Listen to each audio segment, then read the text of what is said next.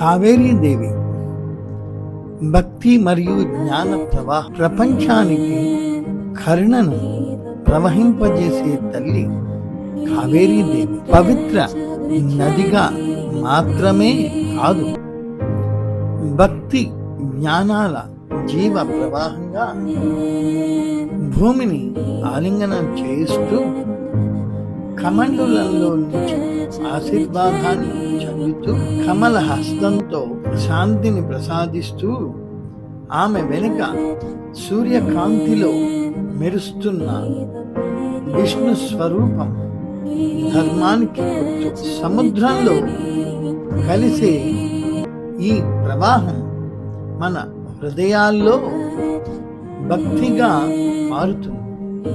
ఇదే కావేరీ దేవి కరుణ, జ్ఞానం, మోక్ష మార్గం.